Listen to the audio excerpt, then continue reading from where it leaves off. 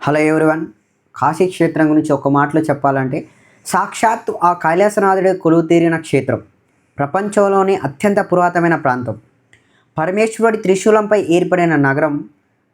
ప్రళయకాలంలో కూడా నాశనం కాదు అని చెప్పబడే ఒక దివ్య క్షేత్రం కాశీ.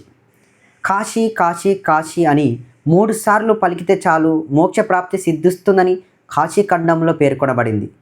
అంతటి మహామహిమాన్వితమైనటువంటి నగరాన్ని జన్మలో ఒక్కసారైనా దర్శించుకుంటే చాలు అనుకోని భక్తులు ఉండరు. ఆనందకరణం, కాలభైరవ దర్శనం, విశాలాక్షమ వీక్షణం, విశ్వనాథుని విన్యాసం, అన్నపూర్ణమ్మ అనుగ్రహం, మోక్షపురి, మహాశ్మశానం, పంచకోశ క్షేత్రం అనేటటువంటి ఎన్నో పేర్లు మన కాశీకి.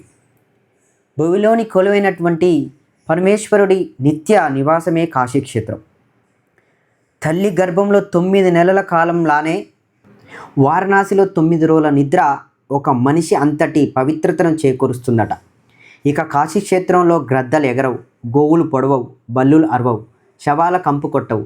కాశీలో మరణించిన ప్రతి జీవి కుడి చెవి పైకి లేచి ఉంటుందని ఇలా ఎన్నో విశేషాలు వింటూ ఉంటాం.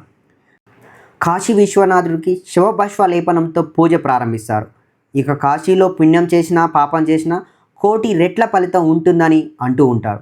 ఇక్కడ శక్తిపీఠం విశాలాక్షి అమ్మవారు, జగమంతటికి అన్నం పెట్టేటి అన్నపూర్ణాదేవిల నివాస స్థలం కూడా కాశీనే.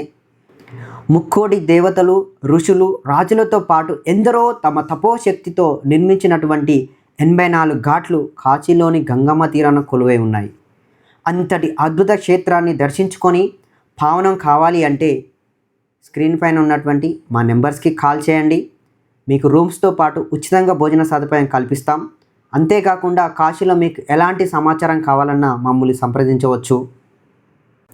ఇలాగే లేటెస్ట్ అప్డేట్స్ కోసం Kashi Madhav 326 YouTube channel subscribe చేయండి. మీ ఫ్రెండ్స్కి షేర్ చేయడం మర్చిపోవద్దు. Thank you so much.